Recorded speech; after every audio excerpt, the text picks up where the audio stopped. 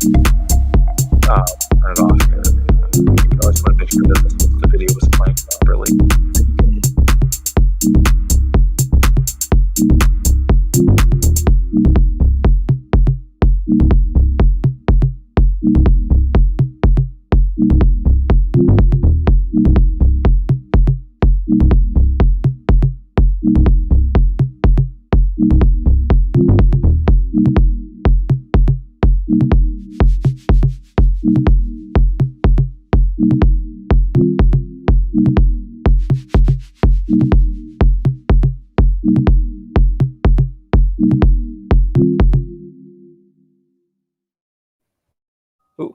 Hey everybody, and we look up there, by the way. Hey everybody, welcome to our first Sunday live show, and with us is our new guy in Seattle, Nick. So everybody wave hi to Nick. But we're out here in the forest today taking your questions, so be sure and pop them in the question comment section. And my other word of warning is that we've had some internet issues here today, so if we go offline, sorry, we'll be back as soon as we can. And if it looks like we're having a seizure on video, comment in the comment section. We'll see if there's anything we can do. So Nick, take us to our first question. One person feels like they're clubbing. That's great. Oh, glad. We got a question: Toyota Grand Highlander or Chevy Traverse? Oh, I don't know. There's a new Traverse coming. Is there? There is. It's an all new one. And that's all I can tell you is that we know rumor mill says, hang on. Rumor mill says there's an all new Traverse coming. I may or may not have seen it. And I can't tell people that. But I have not seen it. So yes. All I've seen is a Grand Highlander. Not in person though. Yeah. I have not seen that in person. Oh. So it's pretty good. Yeah. I like the Grand Highlander a lot. I suppose it depends on what you're after in a vehicle. I like that the Grand Highlander is, of course, going to be one of the more reliable entries to the segment, most likely. Also, Toyota decided to stick two different hybrid systems in there, which was kind of surprising. So you get the regular hybrid and their Hybrid Max system. So you get kind of a lot of hybrid choices if you want it. Yeah. And the price tag is more reasonable than I thought. Now, where's the Grand Highlander fit in with the new Lexus GX and TX? That's a tricky one. Yeah, it's basically TX. So Grand Highlander TX, the same thing. But what's weird is the TX, you can't get the 8-passenger seating in it that you can in the Grand Highlander, which I think was a bit of a misstep. But I don't know. I would say, right now, if you want a good deal, if you're buying right now, buy a Traverse because you're probably going to get a lot of cash off on that guy. Yeah. Yeah. Let's see. We got someone watching from their local bar in Vegas. Oh, from a bar in Vegas. Wow. So you can't post picture photos. We need video proof. Picture didn't happen there on the bar in Vegas. How many people are watching in this bar? So we have a question. That's like asking if an S-Class is better than a Corolla. Right. I know it's two different things, but yep, two different things there. What do we think of the XC60? I like the XC60. What do you think of the XC60 as an ostensibly young person? Volvo has always been kind of a weird one for me. Just up until recent, I started liking them. The Swedish interior was always a little strange to me. The design, like we were talking about earlier with CarPlay and the new infotainment systems.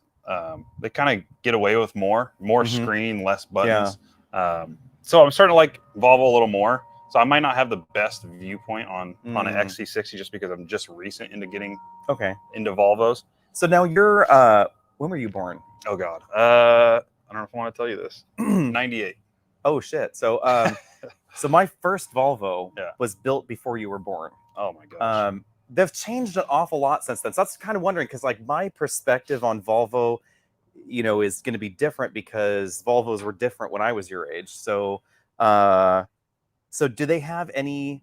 If I say Volvo to you, do you think old man car or do you think, sexy styling, minimalist interior like they want you to think? I think of two things when I think of Volvo, and I don't think of new ones. I think of the interesting interior, and I also think of the V70Rs. Okay. I have a V70R. Did you? I did, yeah, I have a weird affliction with those things. I want one, but they seem like they're holding their value really well. I loved my V70R. Yeah. It was fantastic. Yeah, I'm a but see, like when I got my first Volvo, it was definitely like, cardigan wearing professor kind of car. Yeah, I could definitely see that. The few people I've known that own Volvos in the past, that's kind of their persona. But now you can get an XC60 with 455 horsepower and 27 miles per gallon and 40 miles of electric range, and that's a really strong offering, I would say. Yeah, they got a lot of options for sure. Yeah, they're bumping up there with the big dogs. Let's see what else we have. One person says we froze up, but I don't see any other comments. So I think. Sorry if we're freezing up. Again, we're in the forest, as you can see, and so sometimes internet in the woods is a little sketchy. Let's just say that right now. So I have a question. Welcome to the channel, Nick. Will you be trading your GX470 for the GX550? Unless Alex starts paying me a lot more money, then no. That is much. What are your thoughts on the GX550 as a current GX owner? I love it. So, okay, I love it. Are you offended by the twin turbo? I'm a sucker for a V8, but that's just not an option now. Yeah. So design-wise, I love it. I think it kind of got, in certain colors it looks a little weird, but I think that boxy design is going to age really well. I like I'm actually surprised they went to boxy somehow. Yeah.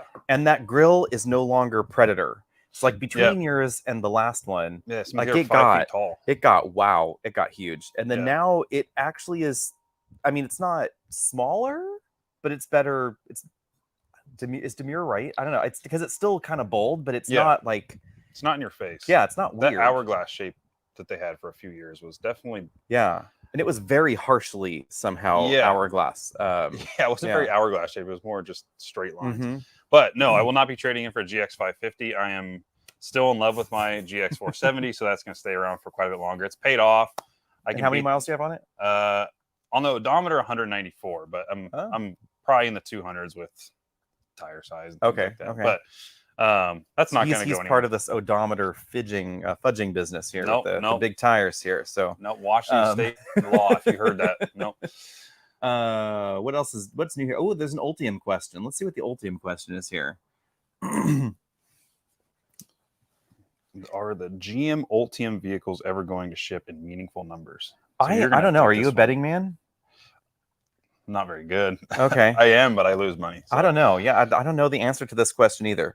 GM says they're trying, but I don't see the evidence of it yet. No, enlighten me a little bit. So GM Ultium vehicles, what are they referring to? Oh, so that's their entire new set of EVs. So Hummer EV, Silverado EV, Lyriq, Blazer, Equinox, etc. Okay. So it's like the next class of they've had a lot of production stumbles. Okay. So Hummer delivery numbers are still pretty low. We've been waiting for the next generation of things like Blazer and Equinox to come, and the production numbers just seem to be kind of crazy somehow. I don't know what's going on there, but the first production Blazers apparently rolled off the line. So maybe we'll see that soon. Yeah. It seems like with whatever company for the last couple of years, it seems like we get numbers, like what they're going to be producing. And it just never seems like it comes to fruition. It kind of just seems like they're just saying. Yeah, the only companies I would say that have produced surprising numbers of battery-powered vehicles lately have obviously been Tesla, because they have the reach to grab the raw materials, etc. They have the long-term contracts already there, and they were planning for scaling up anyway. Yeah. Production's been tight for them here and there. And oddly enough, Stellantis, so Jeep with the 4xe, the Wrangler plug-in is somehow the best-selling plug-in hybrid in America, and that required a ton of batteries. And I'm honestly surprised that they were able to get enough batteries for a vehicle on the top 10 sales list in the US to be 45% plug-in hybrid. I mean, it's bonkers. No, I haven't driven the 4xe yet. What's your thoughts on that? Like, real quick, brief thoughts. I keep seeing them back home. But the first thing Jeep would say is don't call it a 4xe. It's a 4xe, like 4x4. So, that's Jeep speak. You got to be a 4xe. I like it. I think it's actually fine for most people. The entire people fall into two camps. There's like the fuel economy is bad and the range is low, which is true. But if you look at it instead as an electrified brick thing, because it's really square. I mean, it has no aero treatment practically on the thing at all. And on the average daily commute, you will cut your gasoline consumption in half for the average American. If you're doing 40-mile commute a day, you can only charge it once. You will cut your gasoline usage in half versus the other Jeep models. If you're never charging it, it probably doesn't make a lot of sense. If you can charge it both ways, then you're going to save definitely on it. Yeah. And also, you have the ability to do some extra things. So if you like, the electric only operation off-road, you can do that. I think it's too herky-jerky off-road. I'm not a fan of the way the 4xe drives in real tough Moab style off-roading. So if you're actually, climbing up a rock face, and throttle control is super important, this is not its forte. But if you're mud bogging, or you're going through sand, or you're just doing regular camping stuff, actually I like the low end torque, because you get 470 pound-feet of torque, really super low, lots of torque there. You have the ability to now power your camper or your whatever from the built-in plug-in hybrid system, so you can power up to 3.6 kilowatts from the Jeep itself. Yeah. So if you take a small Airstream with you somewhere, you can power the air conditioning in the middle of nowhere. That's super handy. And on the gas tank in the plug-in hybrid, you could power your air conditioning for like a week and a half. Really? So it's super duper handy on that front. But yeah, I'm intrigued to see how Jeep progresses with the 4xe thing, because we now have a Grand Cherokee 4xe. We know that there's going to be a Grand Cherokee L 4xe at some point in time. There's going to be a Ram 1500 plug-in hybrid at some point in time as well. So you say that, and that'll take us to our next question. Mm-hmm. Here we go. Will the TRX go away as a new refresh, or as the next refresh Ram will switch over to the Hurricane engine? We don't know. I mean, honest answer, PK, is we don't know.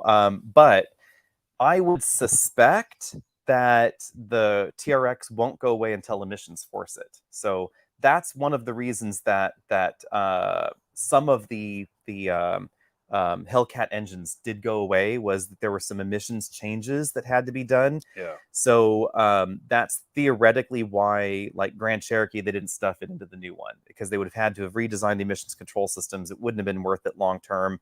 The timeline wise means that this model year is totally fine with them all. So Durango had to have some slight emissions changes for Hellcat. Also, the Charger and Challenger did. How that will affect the truck lineup, we don't know long term, because emissions regulations are different for trucks than for cars. But I would suspect that it will stay, because Ford's not killing the Raptor R, so they're going to need something there. And a 500 horsepower Hurricane, as much fun as it will be, it's not going to replace it. I kind of have a second question off of this question. What do you think Chevy's purpose of not building a competitor to the Raptor R or the Dodge or the TRX? Because Chevy has the capability. They have the small block V8s. They have they have a supercharged one too. Yeah. So you would think that they came out the ZR2. It's a great truck, but it doesn't fill that need for the Chevy owner if they wanted a high horsepower, impractical truck. This is going to be controversial, but I would argue that Chevy is too conservative sometimes in their engineering to do something like that. Like, clearly they have sports cars, they have the Corvette, and they have crazy Corvettes, right? But GM generally hasn't gone to the same level of one-upsmanship and crazy that like Ford and Chrysler will do to one another. So, like, Dodge is like, we'll just jam a supercharged engine in there. Why not? And Ford's like, we need one too. Yeah. I wonder if GM has something up their sleeve, because they just, and I don't know the numbers, I don't know the actual number, but they just said that they're going to be like kind of almost revamping their production of the next small block V8. Yeah. And that was like recent news. I don't know if they've I don't know if they've even started on that, or if that's actually going to happen, but I wonder if that were to happen, I wonder if they're doing that so they can have. Yeah. It seems like most of GM's off-road focus has been on AT4X, like in the GMC lineup and the Z71, which I would argue doesn't necessarily have a corollary in the other lineups. So like the way that, especially with the heavy duty lineup, like the way that GM has gone into AT4X trucks for more rock crawling kind of stuff is just sort of a different version of the same in a way, because we have, Raptor R and TRX are Baja style racing things. They're not the one that you want to take on, to Moab, right? Yeah. So, and it's not like you'd want to take a heavy duty truck there either, but like that's more in that direction than the TRX. Yeah, I would say. So maybe that might be the way they're going. Yeah. We should thank someone for their super chat. So let's see here. both on let's find your super chat. I don't know where you went there. Sorry there. Here we go. New protocol. Both of our thoughts on the Lexus TX front end. Oh, you hate the departure from the spindle grille. Wow. I actually kind of like the fact that it kind of melts into the front end. What do you think? Personally, what's interesting is when that first came out, I wasn't really paying too much attention to the launch, and all I saw was the GX. Everybody was talking about the GX, and that's the only front end I saw.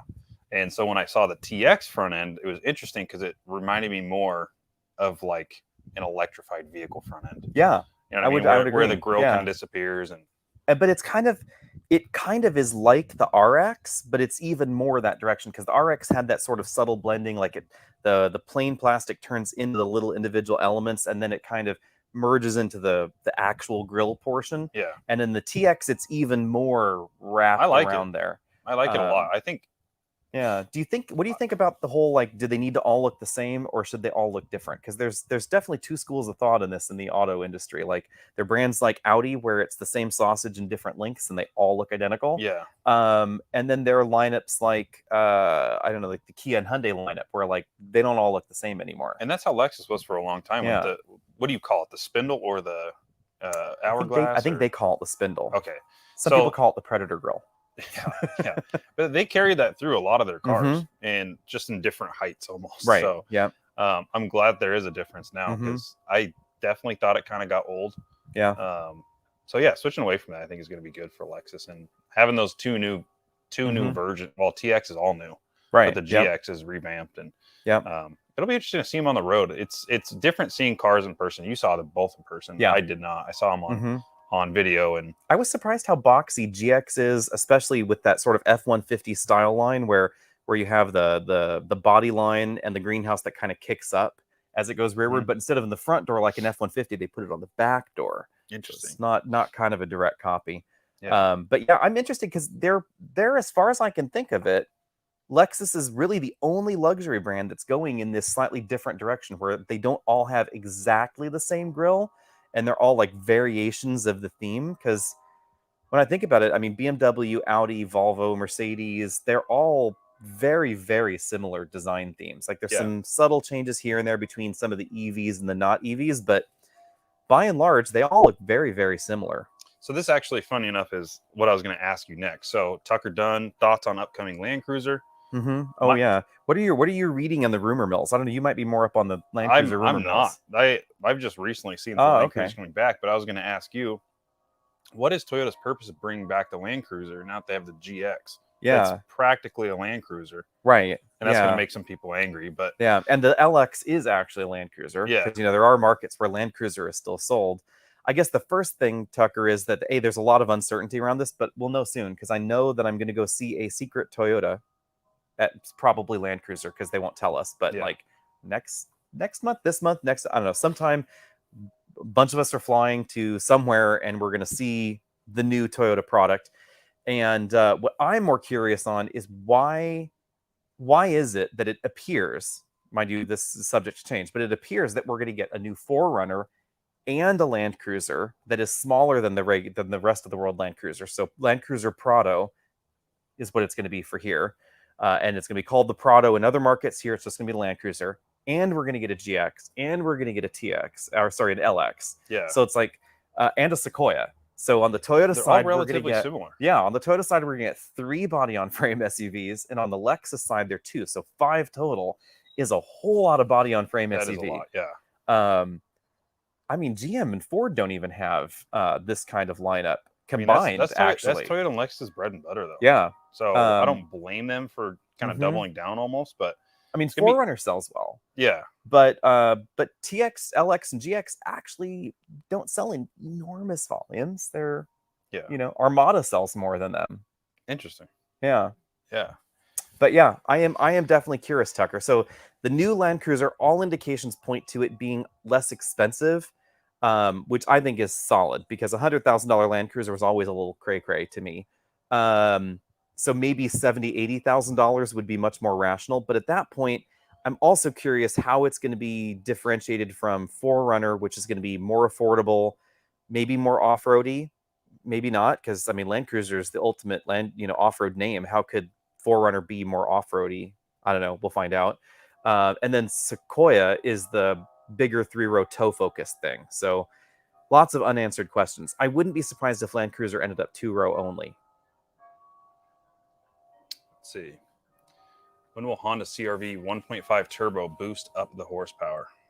I'm going to go with never. Do you think they need to? Honda doesn't need to do anything. Honda. Like yeah, Honda they sells sell Honda. They sell all the Hondas, that they can make. So I'm going to go with probably never. Yeah. Gotcha. Oh, here you go. Let's follow back on New Protocol's question here. He's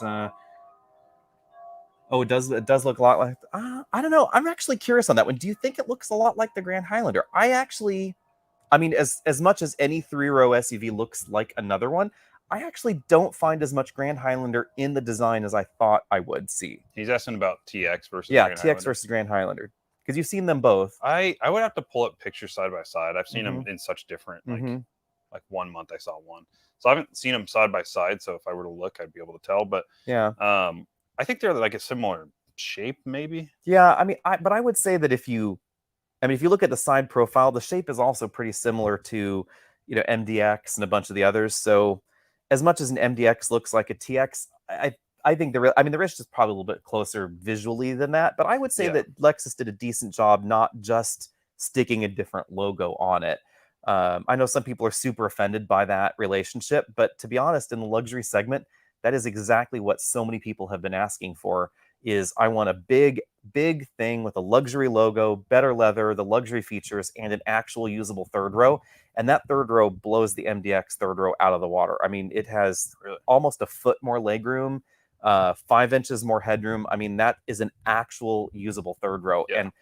And that's what I'm kind of surprised that it took Lexus so long. I think that they're going to sell all the TXs they can make, because if you want a better third row in the luxury segment than that, you have to get, there's no Acura that will do it, etc. You have to get a Cadillac Escalade, which is actually not going to have necessarily more comfortable third row, or a Lincoln Navigator or a Grand Wagoneer. What about an Expedition? Do they have third rows, right? The Expedition has a third row, but it's going to have a Ford logo, of course. So if you want that luxury brand logo, and that's the question: is if you want a luxury brand logo, and you're in the mainstream luxury segment, is a Lincoln logo or a Cadillac logo or a Jeep logo, are those going to be appropriate logos, or is TX actually going to be the better logo? I would argue for a lot of shoppers, they would rather have the Lexus logo, and the TX is cheaper than all three of those options. Like Grand Wagoneer gets really expensive. Very expensive. Its third row is more comfortable than TX, but you're going to be paying, $50,000 more for the Grand Wagoneer in that top trim. So that's a good point. That is a very good point. Let's see, what else do we got here? A lot of comments coming in. Mistake for Hyundai to end the original Ioniq. Oh, I don't know. That's a good question. What do you think about hybrids like that, like the ultra efficient hybrid thought? We'll click on Caleb here. You think it was a mistake for Hyundai to end?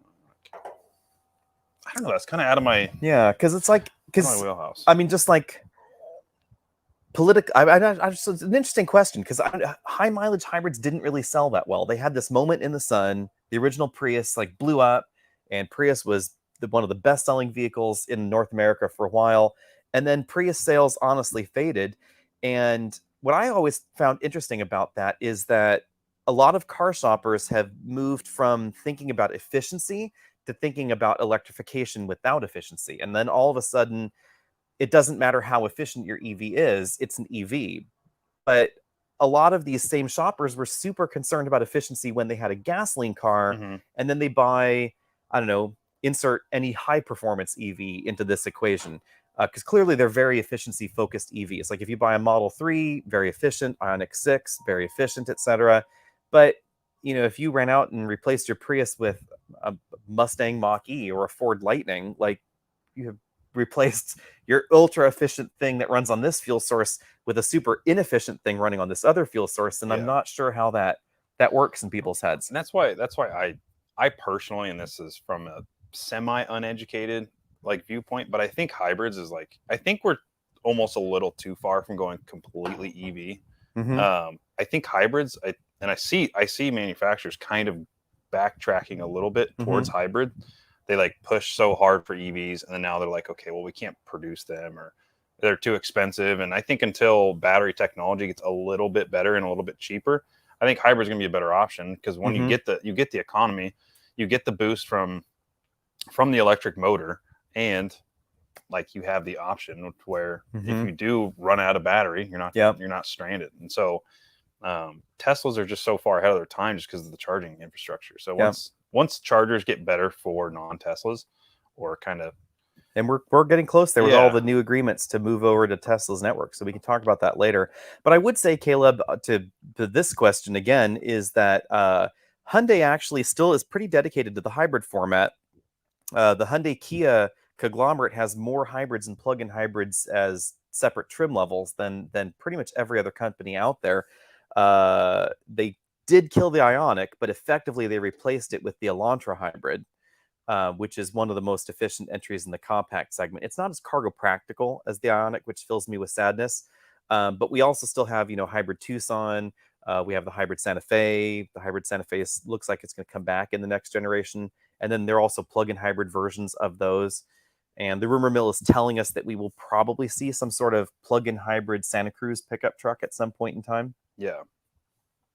Oh yeah, here we go. Yeah, keeping the Prius there. Yeah, I think Prius is a little bit different because in Toyota's home market, Prius still sold extremely well, and in the Korean home market, I think Ioniq sales had kind of dropped in favor of some of their other hybrids. So I think the part of the rationale there in their domestic market was, if you can get a 50 mile per gallon Sonata or a 50 mile per gallon Elantra, why get the Ioniq, which is somewhat, oddly styled to some people's eye and jammed in the middle, when you could get the bigger, more comfortable Sonata with the same fuel economy and better performance, or you could get the much cheaper Elantra with similar fuel economy. So that was a tricky one. And then, of course, there's also like the Kia Niro, got a second lease of life in the US, and it's basically Kia's Ioniq. It's a great rental car, the Kia Niro. I actually like the Niro a lot. If you want, a solid, affordable, practical transportation, you have to be in this very pragmatic mind for that. Yeah. Let's see. I just saw a question about your Durango. Oh, I think maybe we could. Did we get a Durango question? Here we go. How long are you keeping your Durango? I mean, until it needs to be replaced and there's something else that could replace it. Yeah. I'm guessing we're into the long haul for the Durango. And the main reason for that is there's not a lot else that is that size that will tow that much. Yeah. It's also a fun vehicle. Yeah, I mean, the SRT one's fun. Don't get me wrong. So there's a fun quotient, but you've seen how many miles are on it. It's not a lot of miles because it generally does not move without a trailer connected to it. We drive something more efficient, and it's when horrifically we're going somewhere. efficient. I drove it yesterday for about an hour, and I put about $25 in, and that went right out the window. So it's tough. 15 to 16 miles per gallon daily commuting. You're keeping your foot out. Yeah, 19 miles per gallon if you're on steady state highway and you can keep the speed limit down. Obviously there's, you can get one that's over 20 miles per gallon. You get the V6 and it's fine. But until we see a mid-sized truck that could tow 9,000 pounds, that's probably the only thing I could replace it with. Yeah. And then, that mid-sized truck's probably not going to have an engine powerful enough to actually tow that kind of weight up hills, is kind of the problem there. Let's go to some of the starred questions. We can tack over there and see who's given us stars here. So here we go. There were that one. Oh, thanks, John, for the super chat there. And then this little guy here, John. Oh, here we go, Nick. Someone has sussed you out here, Nick. Yeah, I wasn't going to address this one, but yes, I did work for Driving Sports TV. My contract came to an end, and so I moved on, and that was probably about 4 to 5 months ago. Yep. And Alex reached out to me, and so we found a good fit for me, and he was on the open market, and we snagged him. So there we go. Yep, and that's the power of mingling with people at events. And so my name was out there, and Alex reached out to me, and we found a good fit for me at this channel. So you'll be seeing me quite a bit, and so you'll be seeing him weekly. He'll be doing full, complete reviews, weekly stuff on the channel and live shows and that kind of stuff. Yeah, and it's going to be a little bit different than what I did at Driving Sports TV. I was kind of more behind the scenes / co-hosting sometimes. So it may be a little bit of a bumpy start, but I don't think it'll be a problem once I get used to it. So. Right into the deep end. Just right into the fire. Jumping right in. Yep. Someone is considering a Cadillac Lyriq. That is interesting. As far as I know, CarPlay and Android Auto are not getting dropped in the Lyriq though. So someone will correct us, I'm sure, Crash Test Dummy. If anybody knows for sure, you've heard any rumors, post down there. The rumor mill is that GM is dropping it in the future, but if your car comes with it, from what I'm being told, if your car comes with it, they're not. And that probably has to do with licensing fees. So I think GM's just being cheap and they don't want to pay the fees to license CarPlay and Android Auto. They also want the data. So this is somewhat of a data grab like we were talking earlier in the day. GM wants to collect all the driving data from their EVs. So if you want a Lyriq and you want CarPlay or Android Auto, I would do it before they disappear, because there may be a time where Lyriq drops it in the future. Get But if you get it now, you should have it for there. And the answer as to what's going to replace it, nothing will replace it. And on the Tesla seems to be fine without it. That's an interesting question, because I know a lot of people actually that have some aftermarket kits in their Tesla to add CarPlay and Android Auto. So there's a lot of hacking solutions for Tesla stuff.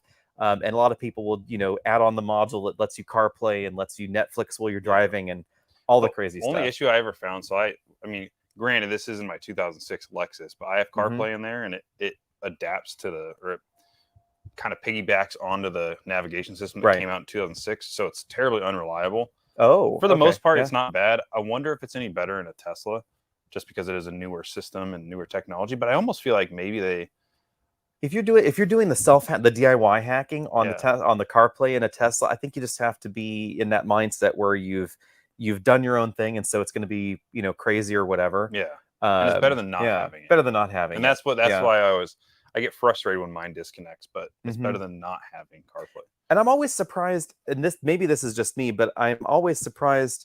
Who's in the transfer portal? He was in the transfer. Oh, he was in the transfer portal. About me. Oh, okay. Hey, V Pulse, thank you for sending cash from one channel to the other. But I am curious. Like, we should do a poll on this at some point and see how many people actually use CarPlay. Because I'm, and maybe people can comment on this down there too. I am personally curious whether I like CarPlay more because I'm in a different car every week and I'm lazy and I want to have that same experience in every car, and I don't want to have to program the car for Waze or use its thing. Is that just me, or does everybody actually like CarPlay? I don't know, but I think you and I were talking about it earlier today about Apple CarPlay, and it's almost, if you have Apple or Android, which everybody does. Siri's listening to us. Yeah, she heard Apple. It almost seems like they don't need to put as much emphasis on the user interface, like in the infotainment system, because every time someone gets into a car and they plug their phone in, you have the same exact screen, maybe different orientation, the same exact screen you had in a previous car or car you own as well. So it's an interesting. I don't know, if they don't have CarPlay, it's almost just like you're jumping back in time. Right. That's like, we're so spoiled now. Yeah, I do like the ability to have my tunes with me all the time. Yeah. Tunes and podcasts are the things that I want. And I want that experience of being able to listen to half of my podcast in this car and move to that car and still have it work. But then that's sort of my question in a way, is if you're just driving your Tesla around and that's your daily driver, then does it really matter? Because you're going to go back in the car that your podcast was playing in before. I will say that if you like interacting with media on your phone, like if you're old school, like I started with an iPod and Apple iTunes, so I have a lot of music on my phone that I bought. It's not Apple Music, it's not streaming, etc. And I like listening to my own tunes on Recycle. Then you have to Bluetooth to your Tesla or your Rivian or some of these other cars that don't support CarPlay. And I do find that a bummer. I don't like the Bluetooth connection thing. Yeah, let me find this one comment here. EV Pulse. We went over that, right? Yep. Okay. Just popping up for the extra info if anybody's looking. Yeah, the standalone kits versus the hacked in to make it in the screen. I like the ones where they've hacked in and it is in the screen. That's the way to go. I wanted to address this question. What happened to Alex's son? So Brian, you will still see a few Brian videos on the channel because there's still a few in the queue. But Brian decided to move to KBB, so you probably won't see him on camera. Let's take Siri off. You probably won't see Brian on camera actually because he's moved to a written position with KBB. Who knows what the future will hold for Brian? But that is where Brian is now, and we wish him the best. But again, not his son. Not my son. Yes, no. So many rumors about that. A lot of CarPlay. CarPlay is better than Mazda's navigation. Ooh, wow. I would agree with you there. What did you just were in the CX-50 that we have this week? So and I actually worked for Mazda. But what do you think about their navigation system and the control knob and that setup? Are you offended? A fan? Touchscreen? Not touchscreen? I find it kind of clunky in today's age. I don't see why. And just to clarify, that's not touchscreen. Mazdas do have some. My memory is bad on that one. Some Mazdas have touchscreens, but the way they work is weird. Like some of them. I think it's the CX-30 that has a touchscreen, right? Because the CX-30 is the new CX-90 does too. I'm sure someone will correct us down there because I haven't gone up there and touched it. Yeah. But the way that Mazda uses the touchscreen is touchscreen will work for CarPlay, but then when you want to use the native interface, it won't work. Yeah. That's the tricky part. Yeah, there were a lot of issues. So I used to be a service advisor at a Mazda dealership, and we had a lot of issues of people. CarPlay was an add-on, same system. All they had to do was just flash it. So we had a lot of issues of customers paying for it when they were signing papers and then never getting it or saying it was going to work and it never did. And so it's that's kind of a weird insight, kind of from the inside out. Like, it took when them a while. when they sell the car, that's an option. And it's not anymore. Now it's standard, thankfully. Okay. Yeah, this was a couple years ago. Yeah, that was a weird era. I remember that. Yep. And Mazda's dedication to the controller knob is a little bit unusual. Acura also is similarly dedicated to their little touchpad thing. Lexus finally gave it up, but Acura is still there. And I would say that I think the market has spoken. Everybody wants touchscreens. Yeah, that's for sure. Definitely the thing. I understand Mazda's engineering ethos behind it. They claim it's more ergonomic and safer, that you have this knob and you're looking up towards the road and the screen can be further away and higher where it wouldn't be convenient to touch. And then you use the knob and that interaction and eye line time off the road is safer.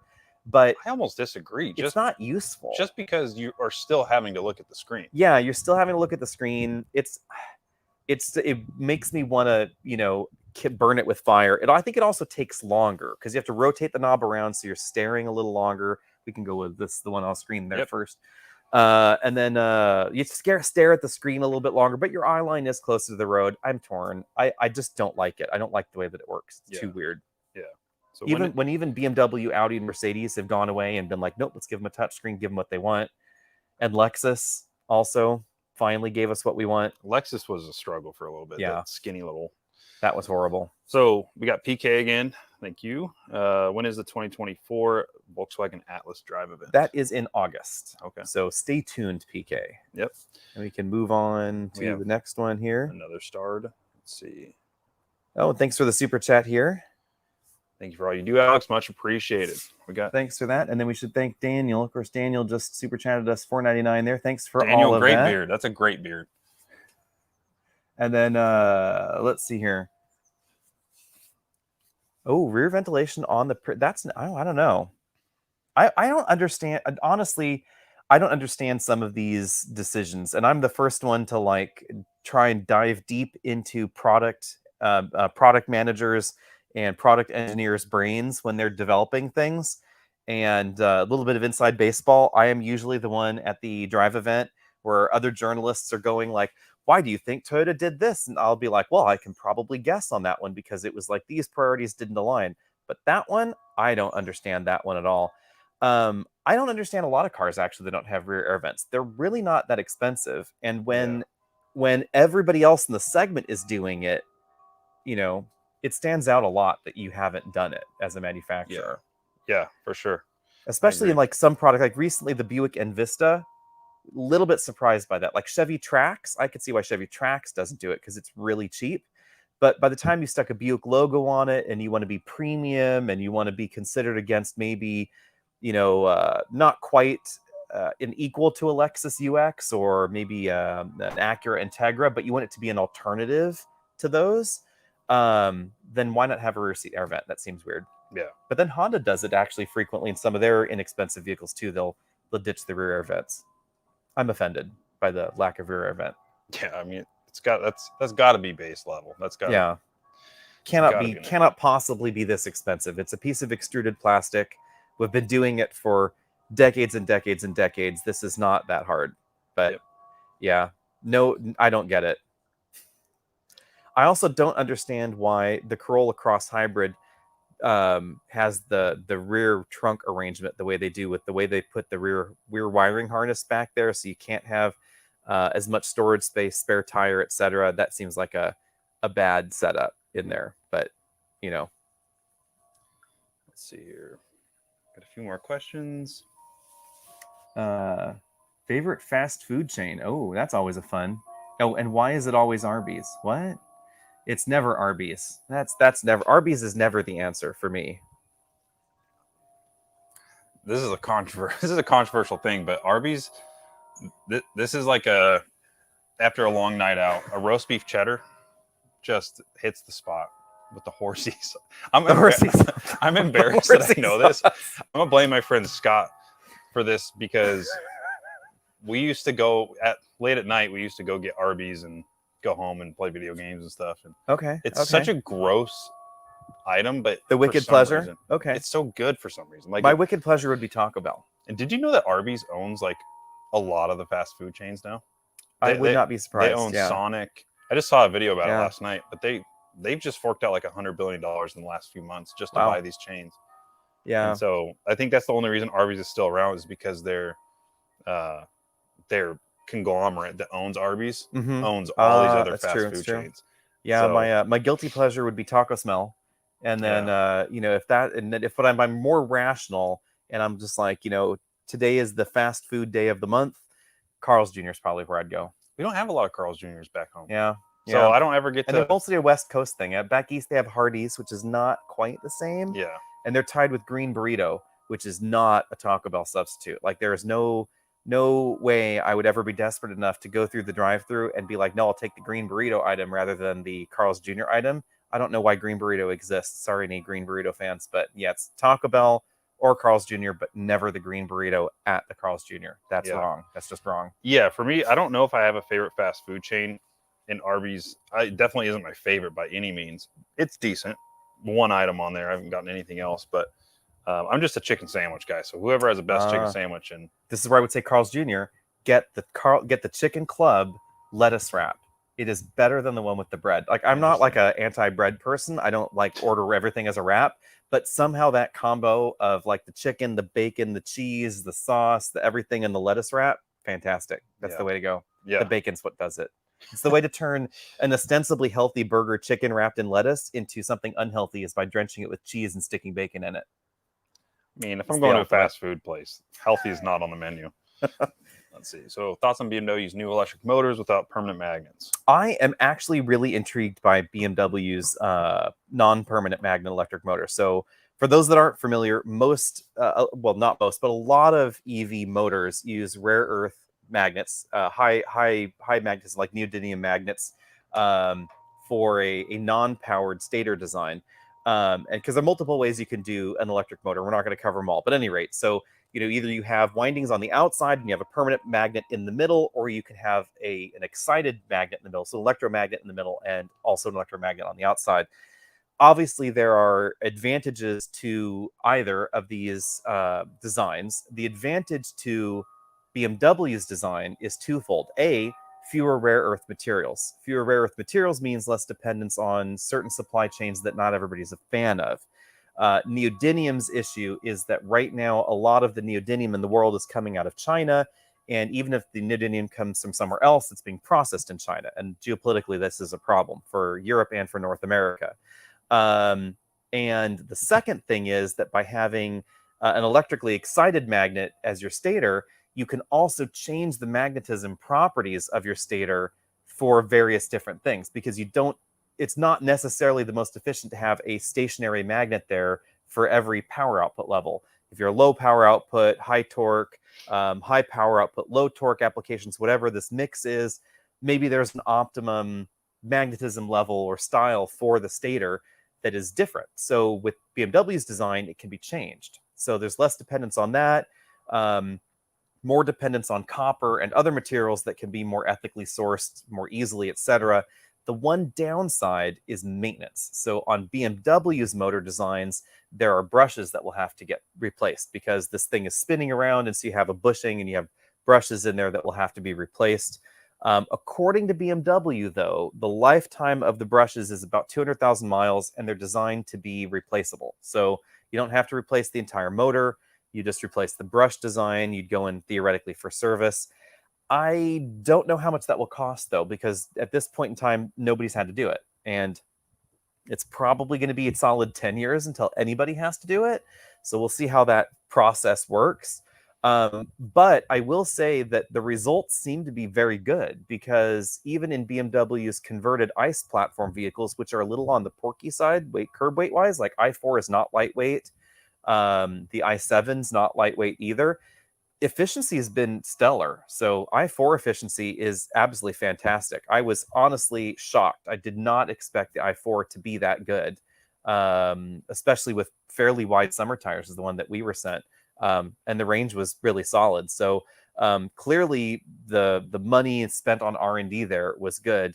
I'm curious to see if anybody else is going to go down that road, because so far we haven't heard much about it. Many other manufacturers doing this. Yeah, lots of different ways to do motors. Most people seem to be going with permanent magnet motors, though. Interesting. So let's see here. Move along here. I'll address this real quick. Crazy Wee Monkey Popeyes does have the best chicken sandwich. Oh, poor green burrito. And then there we go. Yep. Here, maybe you might be the better. How up are you on Audi RS models? RS6 or RS7? I was pretty high up. Like I knew a lot about them up until recent.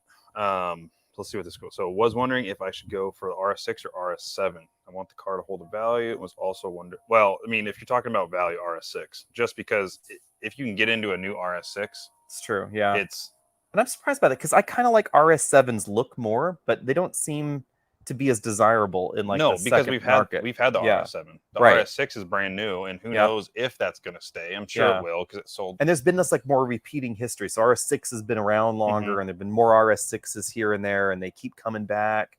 Yeah. I kind of seriously wonder if we're ever going to get, a resurgence in Euro performance wagons as one last hurrah. Supposedly BMW is bringing back the 5 Series Touring. That's been a rumor for a long time. I don't know if I believe it. Yeah, I don't know. I'm down on that one. You see so many rumors. We'll now, see. So I don't know. RS3 is the best sounding. I actually really like the way the RS3 sounds. That 5-cylinder is super funky and cool. But I guess what's best sounding out of all the RS models? I don't know if it's the best sounding out of the RS model. I do think it's cool, but I don't know if it's the best sounding. Let's think. The twin turbo V8s sound pretty good. I love the 5-cylinder and 10-cylinder. They both sound similar, and one sounds a little beefier just because it has 5 more cylinders. But I will say, I think that AMGs sound better than the RSs. Yeah, I know that's controversial. Well, it's so hard because the RS3 is such a different motor than all the RS. Yeah. So I think the RS3 is cooler sounding than the V8s in Audi's lineup, just because it's distinctive. Yeah. But I would say that the RS V8s don't sound as fun on the outside as an AMG. And on the inside, they're all pumping in digital sound. So they sound fantastic on the inside, right? But it's not real. Like BMWs, they pipe in a lot of fake sound. But the AMGs, I'm not clear how they've managed to get through some of the issues with the turbo, because turbos cause there's an interference in the exhaust. It's a muffler, really. Yeah, there's a muffler there. So I'm actually shocked that they sound as good as they do with the turbo still in the mix. That I think is the thing that I find interesting with the Mercedes lineup. Yeah, for sure. I've seen a couple questions. This may be the same person. Thoughts on Lordstown? I saw a question earlier about Lordstown. Yeah, that went so wrong so fast. I don't know. I don't really know anything about Lordstown. That was kind of.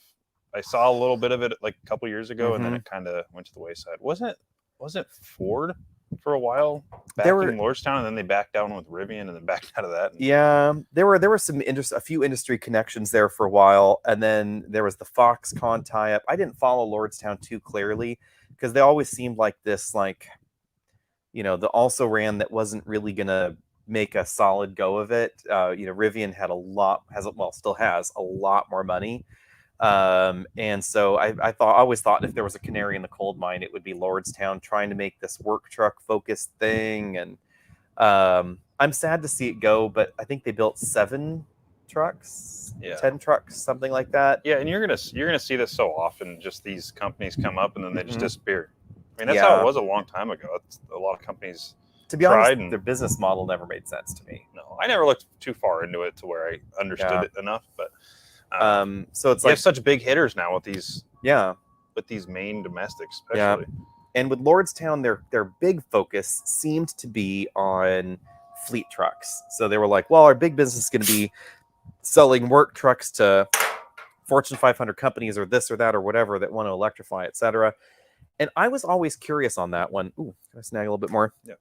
I was always curious on that one because fleet discounts are stupendously huge on big 3 cars. So if you are a fleet customer that's buying at least 25 GM vehicles, you're getting thousands of dollars off of the truck.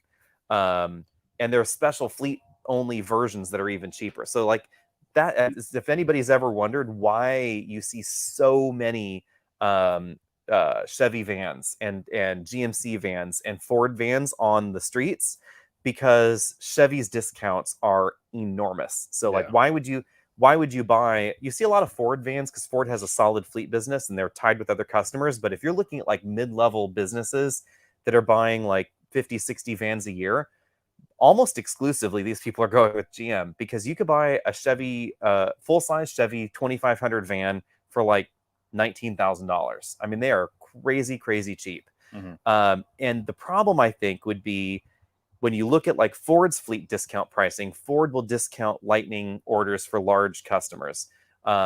Most likely we'll see the same with Stellantis and their upcoming electric vehicles. GM is probably going to give some fleet discount on their expensive Silverado work truck. Not a lot at the beginning, apparently. But Lordstown, like, where are they going to come up with the money for the fleet discount program? Like, you're a new startup, you don't have any money, you're not making any money. You can't afford to give a fleet customer $10,000 off of every truck they buy. So the business plan never made sense to me there. Yeah. Here's another Mazda question. This is actually an interesting one. What are the chances Mazda will revitalize the Mazda speed department?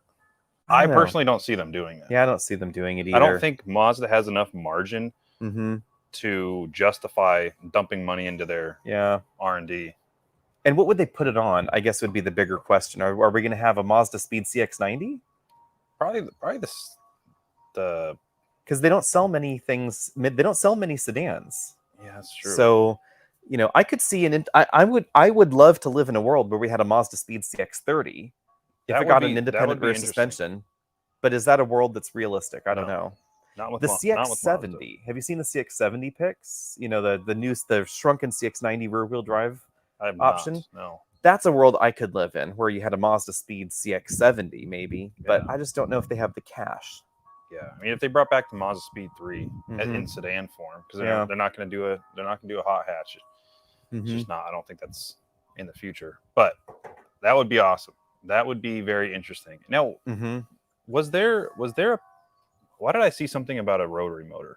Or am I? Yeah, so Mazda brought back the rotary range extender in Europe. So if you're in Europe, you can buy an MX-30, which is their little electric thing, with a small single. Someone will correct us. I think it's a twin rotor, or it might be a single rotary engine. But it's much smaller than any they've ever produced before. It's a much smaller rotary, and it's powering a generator, so it'll extend the range of your EV. There. We don't know whether that's coming to the US or not, but I really want to see it here, mainly because I think I want to see it EPA tested.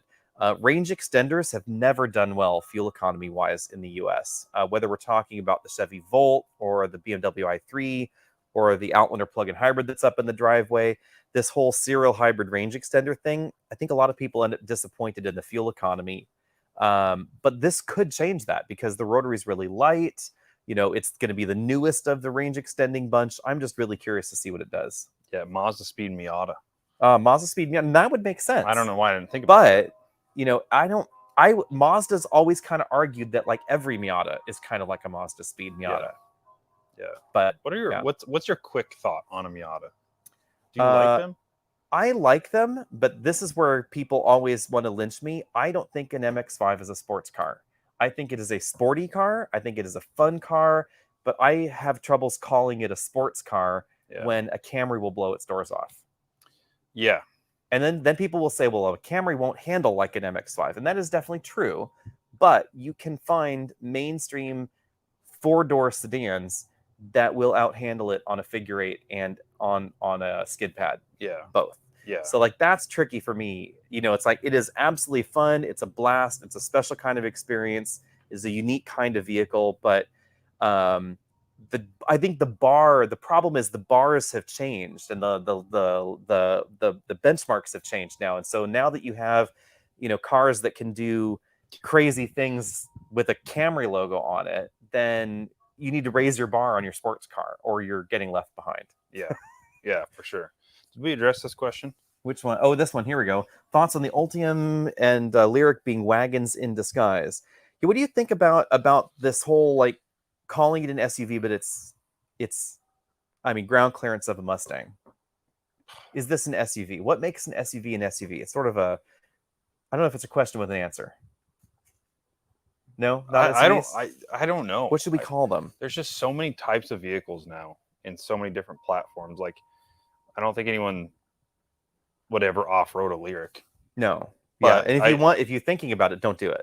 Yeah, yeah. I see the question though, because it does look like an SUV, but it's almost like, well, I don't know. I haven't seen one in person, so I don't know. I haven't seen dimensions. Okay. I think it's rational that we're actually moving back to some wagon formatted vehicles. Like Ioniq 5 is kind of wagony because they're a practical shape. You know, I can't blame them for doing that. And if you have a really boxy thing, it's not going to be efficient for being an EV. So that's kind of tricky there too. Yeah. Yep. I wanted to address this question because I have an opinion.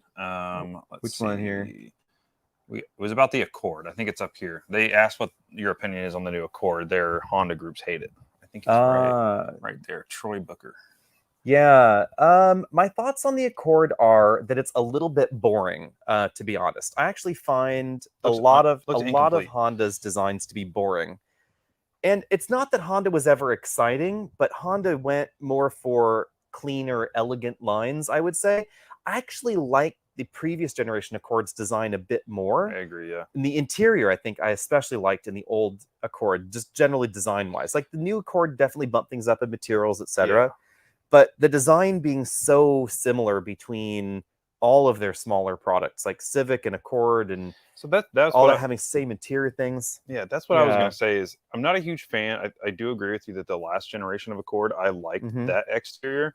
I do like the interior of the new Hondas, but I do think as the Accord is kind of like the bigger version of the Civic, they should have done something a little bit different with the interior because it's the same interior as a Civic. Yeah, I think the Civic looks light years better than the new Accord. I know they're two different vehicles, and I like the Civic more than the Accord too. I would say I saw an Accord, and the reason I wanted to address this question is because I saw an Accord the other day for the first time in person, and it just looks incomplete to me. Like the design just looks like they kind of just were like, "That's good enough." Yeah, like I don't know. The front end is very like it's almost like very Ford Taurus like that. The way the grille looks is very Ford Taurus.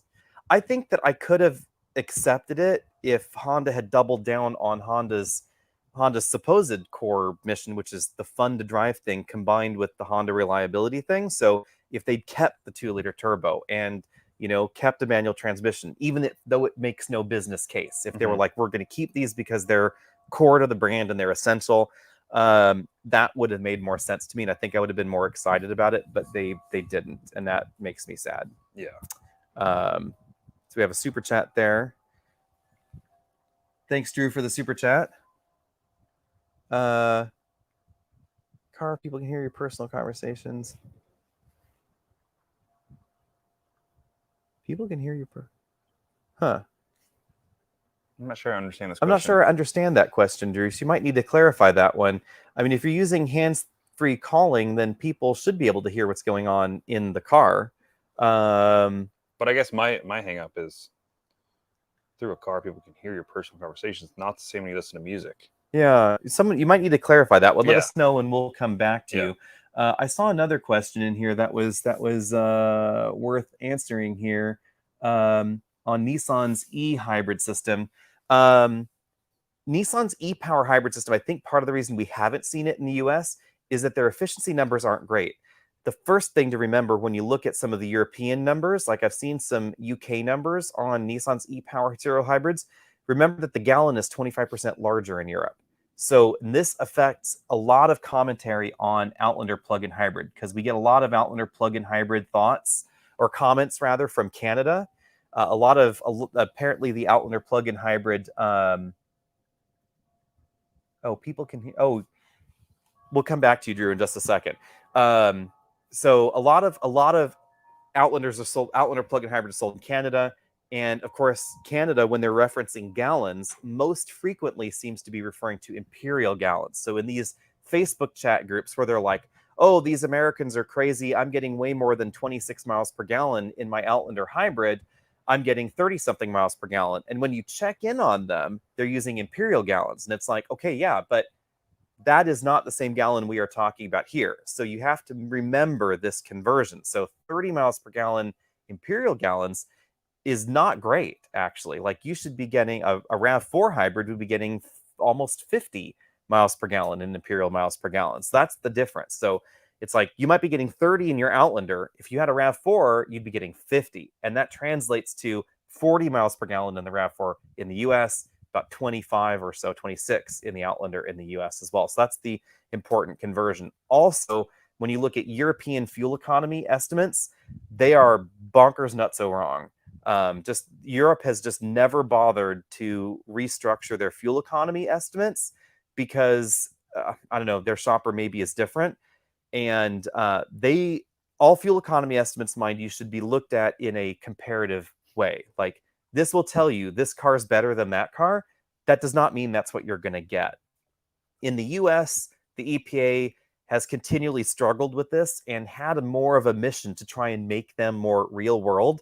So they've continually restructured the fuel economy process. But highway fuel economy in the US, the way that testing works, it still averages a speed of 48 miles an hour. In most of the test cycles, the air conditioning is not on. So you're talking very optimistic, which is why some hybrids, especially serial hybrids, seem to do well in these fuel economy tests. Like Outlander plug-in hybrid, Honda's hybrids, Honda's two-motor hybrids do relatively well in highway tests in the US, but in real-world tests at 75 miles an hour, your Accord's going to be getting way lower fuel economy than a Camry hybrid. And even on the EPA highway test, that Camry is 10 miles per gallon lower. The Accord's 10 miles per gallon lower than a Camry hybrid, just because of its design. So that's certainly an important thing to keep in mind when comparing. Drew got back to us, and I think he meant that, when you're listening to a car conversation, like the speakers and the doors, like people outside can hear your. So he clarified here, and then he also said people from outside can hear your personal conversation. Oh, that's what we have here. Yeah. Someone, let's see. I think that's just sort of the nature of the voices reverberating, on the door panels. Well, yeah. Crazy Wee Monkey, voice call compression boosts only a few frequencies versus the wall of noise that is music. That makes it easier to understand the noise from outside, which was exactly what I was going to say. Is when someone talks, it's like a lot of people are fairly monotone, and so it's just super easy. And music has such a such a broader range of frequencies. So I think that's probably why, and it is super annoying because I hear people on the phone all the time driving by, and it's obnoxious. So if you're yelling at your children or breaking up with your spouse, don't do it on the speakerphone. That's probably the rule. Everybody will hear it. With that V6 hybrid, here we go. So that's I think a good question. This is, I think, a good example of why I am curious that Toyota is going off in a different direction with Hybrid Max. Toyota's hybrid system, their planetary power split system that was seen in the Prius, the Camry, the Corolla, all manner of Toyota models until recently, it is a really ingenious design, and it is very, very efficient. But I'm curious that Toyota now has brought one back, because it seemed like they were going in this Hybrid Max direction with the 2.4-liter turbo and the 6-speed auto and the dual motor thing, and that system is not as efficient. That is fantastic. The reason they stopped doing some of that, and I'm surprised they brought it back, according to Toyota, was that they're trying to focus more on 4-cylinder engines. And that V6 hybrid system is the same engine family as the V6 that they're replacing and everything. So, we no longer have a V6 Highlander. We don't have a V6 Grand Highlander. We don't have a V6 in the Tacoma. We don't have the V6 in the Camry for the next generation either. So they're killing lots of that V6 engine family in favor of the smaller 4-cylinders. So that's why I was actually surprised they brought back that system for their plug-in hybrid. Why they're not doing it in everyone now that it still exists, I really don't understand, because you can get high horsepower out of it, etc. The one thing that Toyota has said in the past with that particular system is that it's not as great at towing. So towing and hauling heavier loads, they felt that the 6-speed automatic transmission was a better option. The Hybrid Max powertrain, they also decided to use the electric motors in the rear in a different way. It has more of a traditional stepped automatic transmission feel instead of the CVT-like feel. And some customers complain about the way that the other traditional hybrids feel for Toyota. But it is kind of a curious thing that fuel economy is so good with that original hybrid system that they went off in this less efficient direction. I don't get it. Yeah. Let's see here.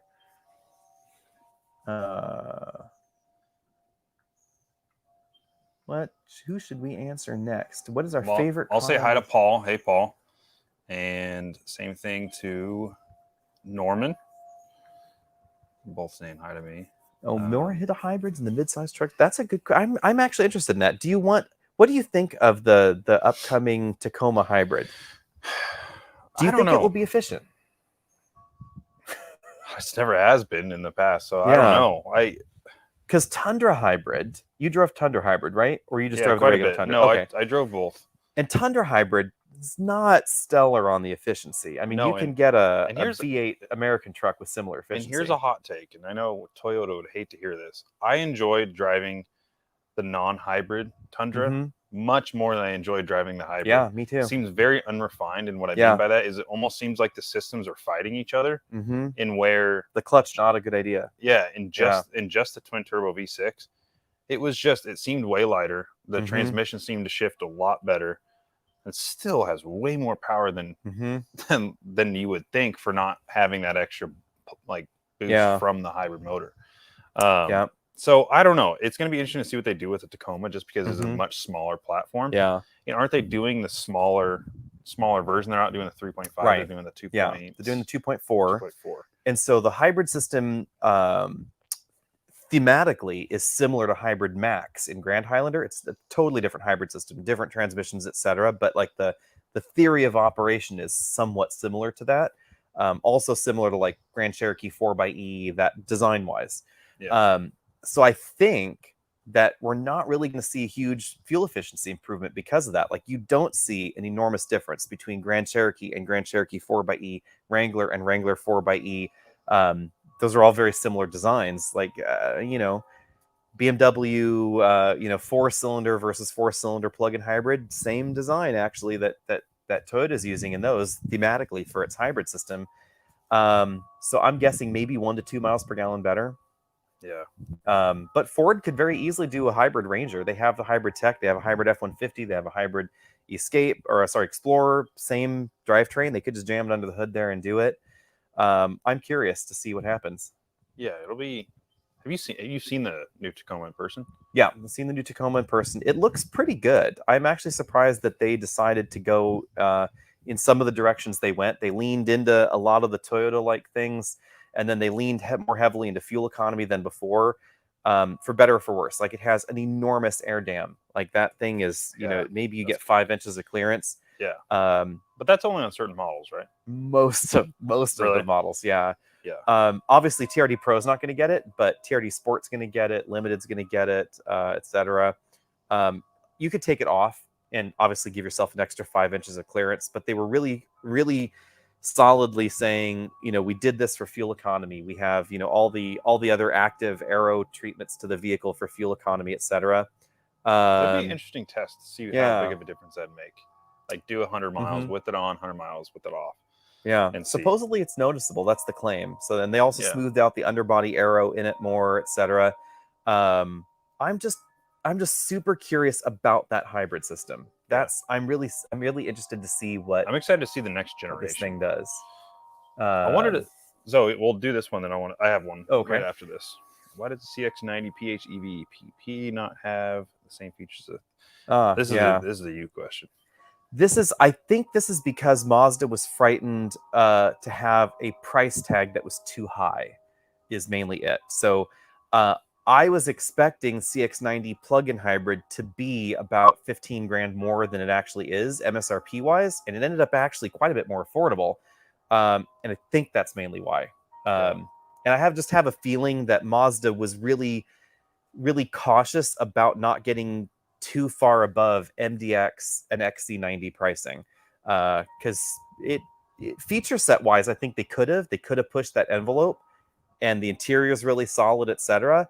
But then they really would have been up there at Volvo pricing. Yeah. One, I'll address this really quick. Someone said, "Are we seeing a comeback of wagons?" I sure hope so. I love wagons. I know that. But then we're car guys, so yeah.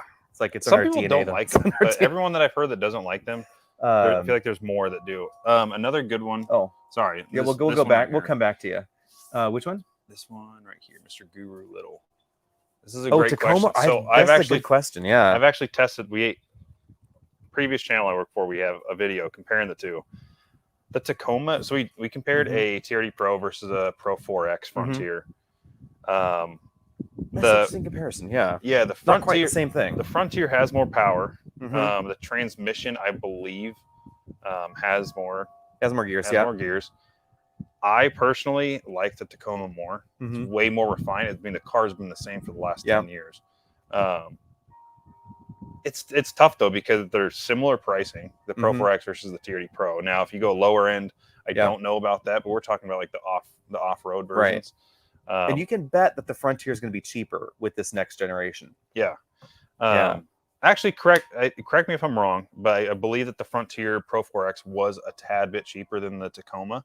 Yes. But I think our conclusion was that the extra money is worth it for the Tacoma. And it kind of varies on... The suspension was the suspension was way different. Like the Pro 4X, we like kind of caught a little bit of air and it bounced a lot more on the landing rather than the Fox Tune TRD Pro suspension. Yeah. Definitely dampened it a lot more. So I would say in like regular run-of-the-mill trims, like just like a regular, mid-level trim of either one, Frontier is going to be more refined though. Like that's a hard comparison. That kind of daily driving. Does the Frontier non-Pro 4X have any sort of off-road doodads? Like, do they have like a locking rear diff? You can get a locking, because you can get a non-TRD Pro with crawl control, locking rear diff. Crawl control, I don't believe so, but you can get a locking diff in a lot of different Frontiers. You can get a crawl control in off-road, right? TRD off-road. If you're just buying a mid-level truck for like regular truck things, though, you don't crawl control in a Costco parking lot. But I mean, you could crawl control over the curbs. But I would say if you're looking for a daily commuter, weekend DIY truck, towing, hauling, that sort of thing, not off-roading, then I would say Frontier is going to be the more refined one for the current generation. It's a Mercedes 9-speed, which Mercedes is not my favorite transmission maker, mind you, but I do like that 9-speed more than the ye olde transmission in the Tacoma. I also like the engine a bit more. I'm curious to see the engine and transmission combos in the new Tacoma, though. So the new Tacoma, I mean, it's brand new, so it's probably going to be more refined than the Frontier. I would assume, hope. But if you want a naturally aspirated V6, it's the only way to go Frontier now because Toyota's killing it. And it's going to be basically like Frontier, Gladiator, and that's it. I mean, nobody else is going to have a naturally aspirated engine. That's kind of it. Ridgeline, I guess, if you want to throw that into the ring. Yeah, let's see. Let's go back to there was a CX-90 follow-up question at the bottom. About something about rear. So there is this one. There we go. This one up here as well. So we'll go to this one.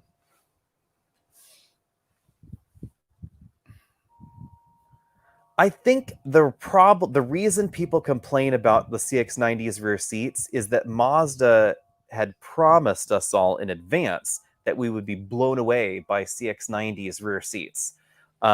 Also, in the segment that CX-90 is playing in, because Mazda is trying to do this, we are premium, but yet we are also Highlander, Grand Highlander competition.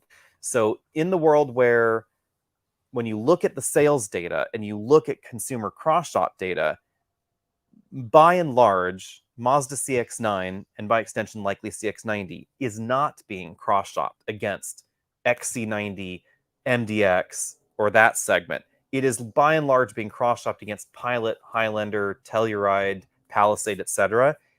In that, remembering that, keeping that in mind, the third row is disappointing.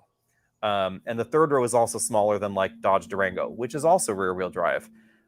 Also tighter in some dimensions than Explorer, which is also rear-wheel drive. So I think that's why some people were upset about CX-90's rear seats. I kind of suspected that it wouldn't be enormous when I first saw it. We weren't able to sit in it the first time that I saw it. But I wasn't too surprised because it has this really long hood and it grew a lot. And it's like, well, the hood got a lot longer, so clearly there's not going to be a lot of room on the inside. And that's just the reality there. If you want a big back seat, right now it's going to be Telluride, Palisade, Atlas, or Grand Highlander. And Grand Highlander in some dimensions is going to be bigger than all of them. Or minivan, you know. Let's see. So this is a kind of a change of subject. Oh, here we go. Yeah. This I have long wondered this one, the twin turbo plug-in hybrid in Aviator. I don't know why Ford doesn't put it in the F-150. Maybe just to create a difference between the two brands. Yeah, I mean, they've got the Lightning, they've got a hybrid F-150. Yeah, I don't know. This is a perplexing one. Yeah. Some of the logic, as I have understood it, with some of the decisions around not to plug in hybrid your truck specifically, and hybridizing trucks sort of more broadly, has been weight. So the more weight you add to the drivetrain of the truck, the less payload you have left. So it's a balance, which is always why like those luxury trucks have such low payloads, because the more doodads you add to the truck, the less you can put in it. And this is also why we have aluminum bodies in the F-150, because the more weight you can take out of the structure, the more weight you can put back in with payload. So, you know, in a crossover or SUV, it's easier to forgive the payload because you're not towing, you're not doing that in that vehicle. But in an F-150, if you added an extra 800 pounds of batteries, or my memory may be bad, I think the Aviator's plug-in hybrid battery pack is somewhere in the 600 to 800 pound range, then you've got a lot less weight that you can put in the bed. Packaging also ends up being a bit of a concern. Where exactly do you stick the modules? But Jeep has proven that you can jam a solid battery pack even in a Wrangler, which has got a really tiny frame. Yeah. So clearly it's doable, I would say. Let's see. We had a couple questions about Volkswagens. So one that I did see that I can go back and try to find was, when do you think that the Volkswagen Buzz will go on sale? ID Buzz. They have said the end of this year. So it should be on sale this year. There will be a drive event, I have heard, this year. I don't know whether I will be going to it. I don't think we're going to trade the Outlander for an ID Buzz because of its price tag. We don't have any idea exactly on its price tag, but it's most likely to be over $60,000. And there's a reason for that. Cool. The reason is that Volkswagen is not positioning it as an electric Sienna or Pacifica or Odyssey. Volkswagen is positioning it as a high-end nostalgia vehicle. So think electric bug kind of thing, that kind of positioning. So all ID Buzzes, at least at the beginning, there may be less expensive models in the future, but at least at the beginning, all ID Buzzes are going to be, you know, massaging front seat, you know, leather upholstery, the snazzy bits that we've seen on all the stories that have been on it. Like that Buzz, that's the one that it's going to start at. So maybe later we'll see a model with cloth seats. Maybe later we'll see a model with smaller batteries or less powerful motors or something like that. But that's not the direction they're going in from the beginning. So it's probably going to be over $60,000. I would not be surprised if some versions hit maybe $70,000, because that's probably where we're going to see a number of other 3-row vehicles. Kia EV9, not cheap. Volvo EX90, not cheap. Rivian R1S, not cheap. And that's kind of the world of 3-row electric vehicles at the moment, outside of something like a Model X. Or a very small 3-row vehicle like a Tesla Model Y with a 3rd row, but the 3rd row in the Model Y is very, very, very small. So Yeah. not the same kind of vehicle at all. So I'm gonna pick this one. I saw a question earlier about Jaguar, and I wonder if you have any. Oh, yeah, poor Jaguar. So what's an update with them? Because I saw, I don't know if it was Marcus as well earlier, but they were asking for what's going on with Jaguar. I have no idea. I don't know. Nobody knows what's going on with Jaguar. I know some No. people that work at Jaguar Land Rover, and all I ever hear from them on the record, off the record, is Land Rover, Land Rover, Land Rover, and never anything about Jaguar. So poor Jag. No one knows. The sedans are fading. Jaguar's thing with sedans. Jaguar tried a SUV reboot, which I never understood, because like, what's the point of a Jaguar sedan if you've got Land Rover? And they spent decades going, once the tie-up happened with Ford, etc., they spent decades going, Jaguar doesn't make SUVs. If you want an SUV, there's a Land Rover right here in the same dealership, and you can buy the Land Rover instead. And then now all of a sudden we have Jaguar SUVs, which I thought were fine. There's nothing wrong with the Jaguar SUV, but why buy the Jag SUV over the Land Rover when you're at the same dealer? What were the price comparisons? Like a very similar Range Rover Sport or a Range, like an Evoque versus the Evoque versus the E-Pace, very similar. And that's the thing. It's like, it's personality shifts and it's always like, well, the Jaguar is the more road focused one, and this one's the more off-road focused one, but it wasn't an enormous amount of daylight between the two. And then I didn't like Jaguar's styling update. I had 2 XJs and I loved them to death. And then Jaguar redesigned them to be very modern looking, and I didn't want one anymore. I was over. It was done. My love affair was complete. So I don't know. I'm filled with sadness. Yeah. And they're not even making their own electric car. Like the I-Pace isn't even built by them. It's built by Magna Steyr in Austria. So, yeah, go figure. The 3 brands, yes, that is interesting. Range Rover, Discovery, and Defender. I don't understand that. Did you hear that? No. That's the news, is that Jaguar Land Rover has decided to call the parent company JLR, because everybody called it that anyway, I guess. And then Land Rover is no longer Land Rover. They're going to be 3 brands: Range Rover, Discovery, and Defender. And how this is going to be branded at dealerships, I don't know. But I mean, I guess it kind of makes sense that it's always been a Land Rover Range Rover, which was awkward. But Land Rover Discovery, like, I never saw what was wrong with that. Yeah. Let's see. Any rumors on details or ETA on a new Ridgeline? Still one powertrain? Yeah, we know it's got to be coming soon because they redesigned Pilot. Yep. So Passport and Ridgeline are next, obviously. But Honda's on their own time schedule, and they're not in a hurry. And they seem to not have a problem producing a series of vehicles that, ostensibly are all closely related in various different eras. So some car companies, like the moment you see this replaced, that's coming because they're built on the same family and the same product line and the same whatever. Like the moment one Volvo gets an engine, they're all going to get the engine because they all use the same one. Wrangler just got refreshed, so we know that Gladiator's coming super duper quick because they're very, very collaboratively designed there, etc. With Honda, it's just so unknown because they will let the products hang out on an old platform for a while. So many rumors are swirling on that one. The general rumor has been probably the same drivetrain as in Pilot. So about 300 horsepower, 10-speed automatic transmission, probably still the super handling all-wheel drive system, iVTM4. Unlikely to be a hybrid, so no hybrid rumors there because Honda does not have a large segment hybrid available. Also, towing, payload capabilities, all of that is probably going to stick pretty close to the existing Ridgeline. Yeah. Passport is probably going to come first, is my guesstimate on that, because Passport's an easier design because it's a shrunken Pilot, and that's probably what Passport will continue to be. Yeah. All right, Drew, we'll come to your question here. Drew's occupying all of our questions. Yeah, a lot of Volkswagen questions. Are Volkswagen product explainers missing the mark? Nostalgic cars don't last long. Not sure ID buzz. Wouldn't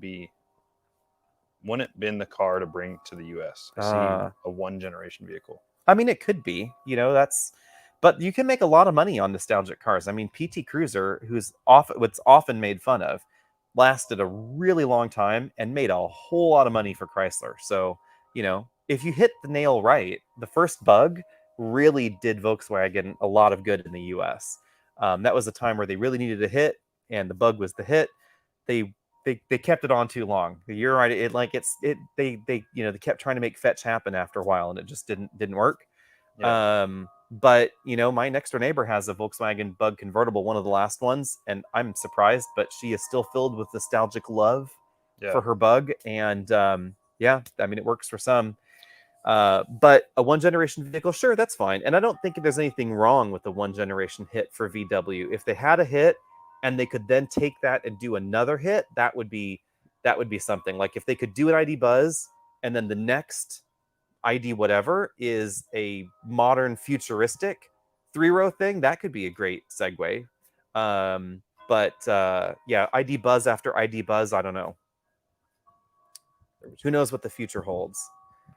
We should have one last question as we're coming up on our time limit here. Who wants to have the last question here? Oh, real quick, I wanted to ask you this question. I saw it earlier. I can't really find it, but someone asked you about the comfort suspension on the Model Y. Since Teslas aren't in our fleet, have you driven Teslas? Yes. So we rent Teslas from time to time. The Model Y's suspension I find a little bit too uncomfortable. We'll go for a last existential question here when we get to the last question. So sorry, guys. Last question here. But I don't find Tesla suspensions comfortable at all, except for the S and the X. S and the X, yeah. The big Teslas ride really well. Model 3 and Model Y, I just don't like the firm and bouncy thing. They're relatively low-slung, low ground clearance vehicles, very little suspension travel for a relatively heavy car, and so that leaves you no option other than hitting your bump stops. Yeah. So the only option from firm and bouncy, where we have a progressive spring rate that gets really, really firm at the bottom end, is hit the bump stops all the time, which is not good. Yeah. So that's the way it's only ever going to be, unless they give us more suspension travel and an adaptive suspension system. So the question he had was about their new quote-unquote comfort suspension. So is that a different suspension than what is normally on there? Yeah, so this is an attempt at trying to quell some of this. I haven't driven that one, but that's, from what I understand, they've given it a little bit more ground clearance to give it a little bit more suspension travel.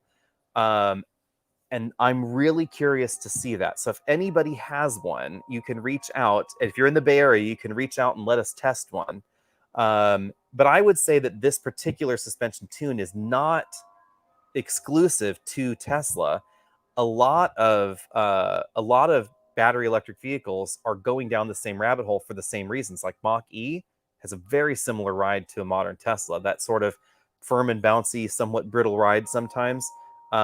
It's better in the ones with adaptive suspension system, though, because that is one way to fix it. So Mach-E GT rides so much better than a regular Mach-E, oddly enough, because of that ability to control the damper motions a little bit better.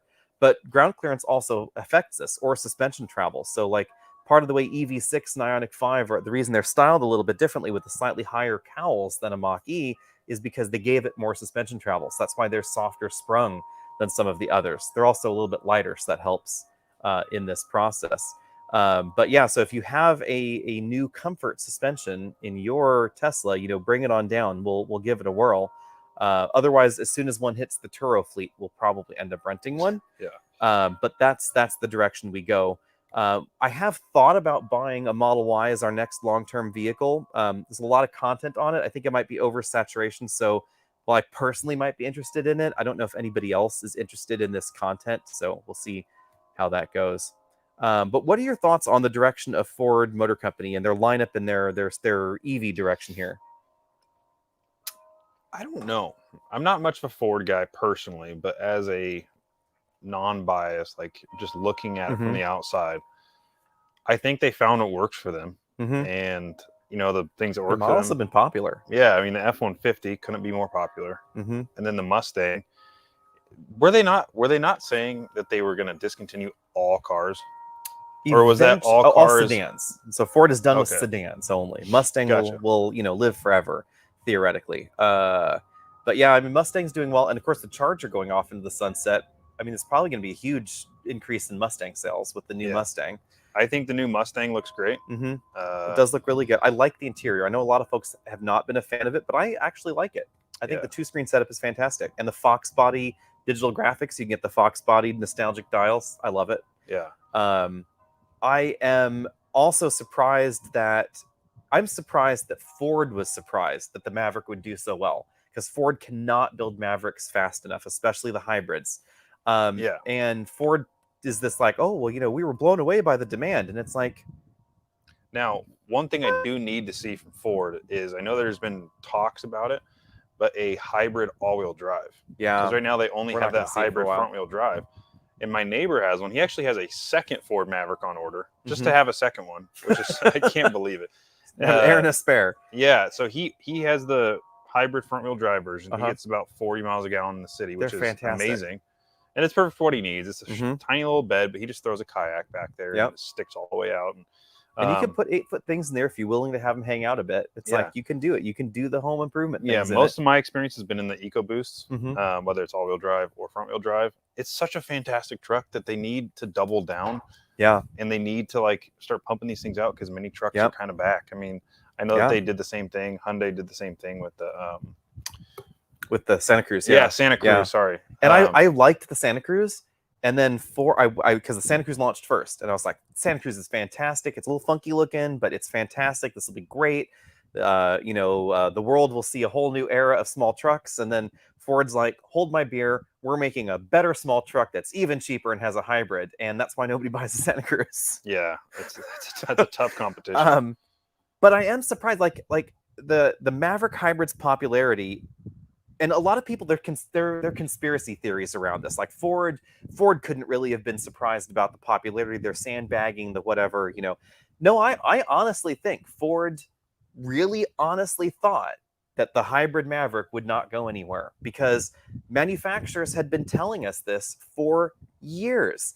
Like I talked to Toyota. Every time I talk to Toyota, why is there no hybrid version of the Tacoma yet? Well, we're working on something, but we don't think that's what consumers are interested in. This generation launches, and you're talking to the engineers about the fuel economy, and they're trying to keep your expectations in check. Well, we're not aiming for Prius numbers here on the Tacoma pickup truck. Why not? Why are we not aiming for this? Clearly, this is what customers want. And the answer from GM, from Chrysler, the Stellantis group, from Toyota, from Honda, even on Ridgeline, was they keep claiming truck customers are not interested in fuel economy. And I call bullshit on that. Yeah, because Maverick is the ultimate proof of this. They keep claiming truck buyers are not interested in fuel economy. All they care about is towing. Towing, little bit of payload here and there, towing. And it's like, well, sure, but why not offer a product that could do both? Like, you could have a Tacoma, and you could take that Lexus rear-wheel drive hybrid system in Europe that's really efficient in the Lexus IS, and you could jam that puppy in the Tacoma. It's a rear-wheel drive system. It would fit. It would work, and you could get a Tacoma with 30 miles per gallon. Why wouldn't you do that? And you could say, if you want the hauling truck and you want to be able to tow 1,000 pounds in your Tacoma, that's the Tacoma for you with 30 miles per gallon. You want to do this other stuff? We've got this Tacoma for the rest of you. And you could do both.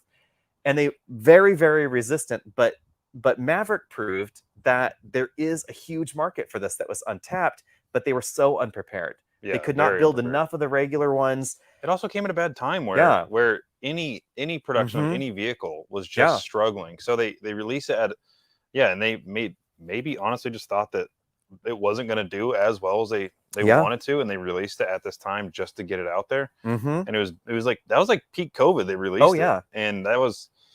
But they thought at the launch event, they were like, okay, We think conservatively that maybe 5 to 10% of Mavericks could be hybrids. Maybe we could do, the 20% split, but it seems like demand in Maverick is at least 50% hybrid. Like if they could build 50% of them as hybrids, that's how many they would sell. Yeah, I mean, if they made a hybrid all-wheel drive, still reasonably priced, I'd buy one. Yeah, because I looked into the all-wheel drive one, but I didn't want the EcoBoost because that makes it extremely expensive. I didn't want front-wheel drive because I live in the Pacific Northwest and you need all-wheel drive.